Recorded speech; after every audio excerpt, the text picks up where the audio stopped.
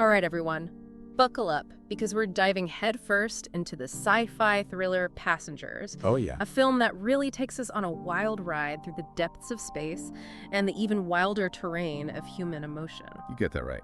Today, we're going to unpack the complex moral dilemmas and explore what happens when a journey to a distant planet goes seriously off course. And believe me, this movie throws some curveballs your way. It definitely does. So let's set the scene. We're on this colossal spaceship called the Avalon. Imagine a luxurious cruise ship, but in space. Oh, yeah. I can picture it now. This vessel is on a one-way trip to a new planet called Homestead 2, a 120-year journey. A 120-year journey. Wow. Exactly 5,000 passengers and 258 crew members are all tucked away in hibernation pods, sleeping the decades away. Talk about a power nap. Right. It's this advanced technology that allows humans to survive these insanely long interstellar trips. And it's a crucial element of the story because, as you might have guessed, things don't always go as planned. Nope, they sure don't. And that's where our main character, Jim Preston, comes in. Jim Preston, the mechanical engineer. The one and only.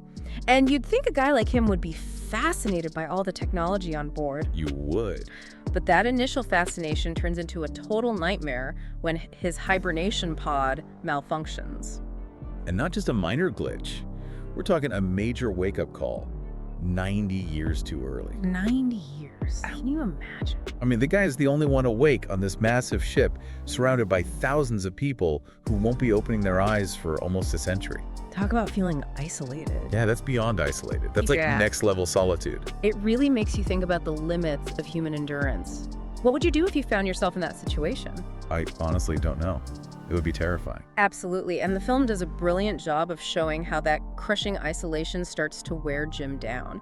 Well, he does try to reach Earth, right? He does. He sends out messages hoping for some kind of response, but with a 55-year delay. Oh, yeah. Forgot about that. It's a long shot, to say the It's least. like about a waiting game. It's more like a waiting lifetime. And so he's left with this immense void of silence and loneliness. So what does he do? He tries to make the best of it, right? Explores the ship, tries to keep himself busy. He does. He has access to all the amazing amenities this futuristic spaceship has to offer.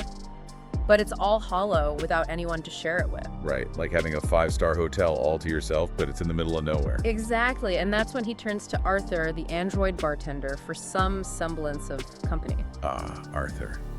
The always listening, always pouring companion. But even Arthur, with all his programmed charm, can't truly fill the void of human connection. Nope. AI might be sophisticated, but it's not a replacement for real human interaction. And this is where things get really interesting because Jim, driven by this unbearable loneliness, starts to fixate on a sleeping passenger, a woman named Aurora Lane. Aurora Lane, the woman who's sleeping through the entire journey. The one and only. And this is where the movie dives into some really murky ethical waters because after a year of wrestling with his conscience... Oh, this is where he makes that fateful decision. Exactly. He decides to wake her up. Wow, talk about a game changer. It's a huge turning point in the film. And it raises so many questions about the limits of our morals when we're pushed to the edge. I mean, on one hand, you can kind of understand his desperation, right? He's facing a lifetime of solitude. Right. But on the other hand... He's essentially condemning Aurora to the same fate. He's robbing her of her chance to reach Homestead 2 to live out her dreams. And that's the big question the film grapples with. Is it ever justifiable to sacrifice someone else's future even for your own sanity? It's a heavy thought for sure. And it makes you wonder what you would do in Jim's shoes. Would you be able to resist that temptation? Or would the crushing weight of loneliness drive you to make a similar choice? Tough questions. But that's what makes Passengers so captivating. It really gets you thinking about the nature of humanity and the choices we make when faced with the unimaginable. Definitely. And the film doesn't offer any easy answers. Yep. It leaves you wrestling with those questions long after the credits roll. Absolutely. Yeah. So let's dive into the fallout of Jim's decision. How does Aurora react to finding out she's been woken up decades early? Well, let's just say her reaction is anything but calm and collected. Things are about to get really interesting. So Aurora wakes up and finds out she's stuck on this spaceship for the rest of her life. It's a pretty devastating revelation. Devastating doesn't even begin to describe it. Yeah. She's heartbroken, betrayed, angry. It's a completely understandable reaction. Right. She had all these dreams, these plans for her life on Homestead 2, and now they're all gone because of Jim's actions. And it's not like she can just hop on a shuttle and go back to sleep. It's this crushing weight of finality that really adds to her anguish. Absolutely. And so we have this really tense dynamic between them, Aurora struggling to come to terms with her new reality, and Jim grappling with the guilt of what he's done. And on top of all that, they're still dealing with those increasingly frequent ship malfunctions. Right. Those glitches we talked about earlier start to escalate, and it becomes clear that something is seriously wrong with the Avalon. And just when things couldn't get any worse, another hibernation pod malfunctions. Oh no. Who is it this time? It's Gus Mancuso, a deck chief who's part of the crew that's supposed to wake up near the end of the journey. So now there are 3 of them awake on this potentially doomed spaceship. Talk about a recipe for disaster. But Gus's awakening turns out to be a pivotal moment in the story because he brings some much-needed context to those ship malfunctions. Right. He reveals that the Avalon passed through an asteroid field early in the journey. And while the shields held up, an impact caused more damage than anyone realized. It's like a ticking time bomb. The ship's been slowly falling apart this whole time and no one even knew. And as if that wasn't bad enough, Gus is suffering from something called hibernation sickness. Hibernation sickness? What's that? It's a fictional condition in the film, but it essentially represents the toll that extended hibernation takes on the human body. Oh, so it's like a side effect of sleeping for decades. Exactly. Right. And in Gus's case, it's fatal. Wow. So now they have this added pressure of trying to save the ship before it's too late, and knowing that any one of them could succumb to this hibernation sickness at any moment. It's a pretty bleak situation. And it forces Jim and Aurora to put aside their personal drama and work together for the sake of survival. Because if they don't, they're all going to die along with the thousands of passengers still in hibernation. Exactly. So we see this shift in their dynamic. They have to rely on each other's skills and knowledge.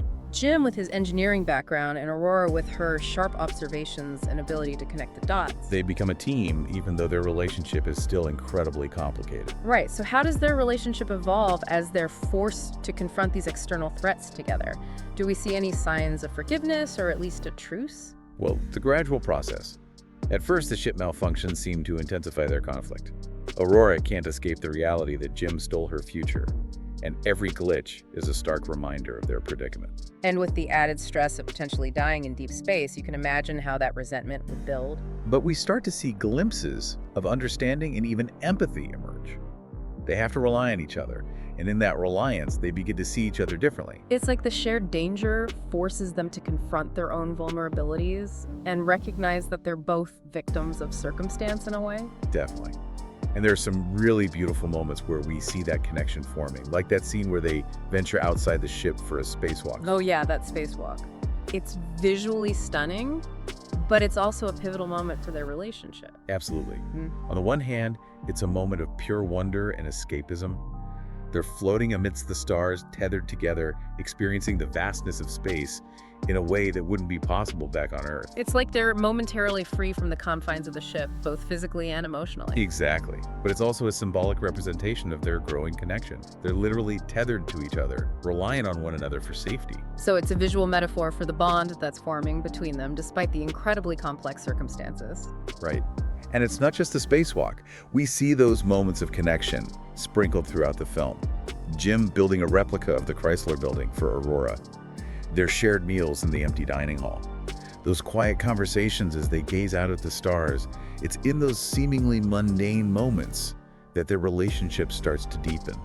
It's like they're creating their own world, their own little bubble of normalcy amidst the chaos. Exactly.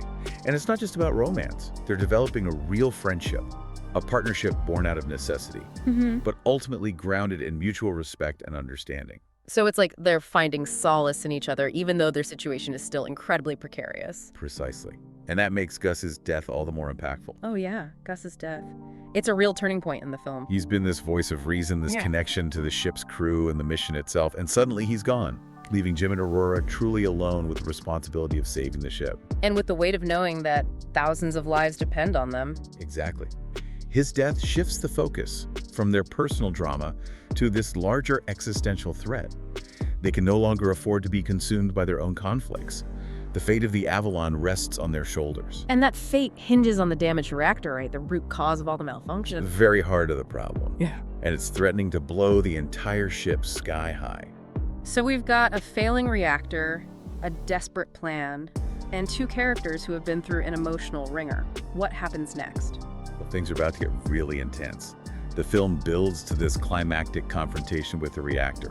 It's a race against time, a desperate struggle to repair this vital piece of technology before it's too late. And it's during this final act that we see the true depth of Jim and Aurora's transformation. They're no longer the same people they were when they first woke up. They've been through so much together, and they've learned to rely on each other in ways they never imagined. So it's like the crisis has forged this incredible bond between them, a bond that transcends their initial conflict. Exactly. And it's that bond that ultimately gives them the strength to face the impossible. So here we are at the climax of the film. The reactor is on the verge of meltdown, and the fate of the Avalon hangs in the balance. It's a pretty nail-biting scenario. It really is. The tension is palpable. You can feel the weight of responsibility on Jim and Aurora's shoulders. They know that any misstep could lead to catastrophe, and they're running out of time. And remember, they're not trained for this kind of situation. They're just two ordinary people facing an extraordinary challenge. But they have each other, and that's what makes their struggle so compelling. Exactly. They found strength and resilience in their connection. So Jim comes up with this incredibly risky plan. He's going to try to vent the reactor core manually from outside the ship. Talk about a desperate gamble. It's a last-ditch effort to save the ship and everyone on board. And before he heads out on that spacewalk, he gives Aurora Gus Mancuso's ID bracelet. It's a small gesture, but it's packed with meaning. It's a way of saying goodbye, but also a way of entrusting her with something precious, something that represents their shared experience. And Aurora understands the gravity of the situation. She knows that Jim might not come back, and that fear is etched on her face. But she also sees the determination in his eyes, the unwavering commitment to saving them all. It's a powerful moment of love and sacrifice, and it shows how far the relationship has come. They've moved beyond the anger and resentment, and they've found a profound connection in the face of adversity. And then we have that heart-stopping scene where Jim gets blasted into space, his tether snaps, and for a moment you think it's all over. It's a gut-wrenching moment. You can feel the despair creeping in. But then Aurora does something incredible. She doesn't hesitate for a second. She Yeah. puts on a spacesuit and goes after him. It's a testament to her courage and her love for Jim.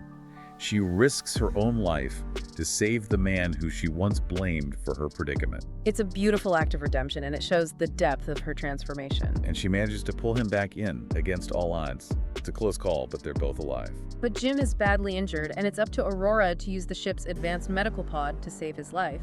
And here's where things get really interesting, ethically speaking. This medical pod is designed for the crew only. But Aurora, driven by desperation and love, uses Gus Mancuso's ID bracelet to override the protocols. It's a risky move, but she's willing to break the rules to save the man she loves. And it works. Jim recovers, but now they're faced with a new reality. They're going to live out their days on this spaceship with no guarantee of ever reaching Homestead 2. It's a bittersweet ending, but it speaks to the resilience of the human spirit. And Jim offers Aurora a chance to go back into hibernation to sleep away the remaining 88 years of the journey. He's willing to let her go to give her back the future he took from her. It's another selfless act that shows how much he's grown and how much he cares for her. But Aurora makes a different choice. She chooses to stay with Jim.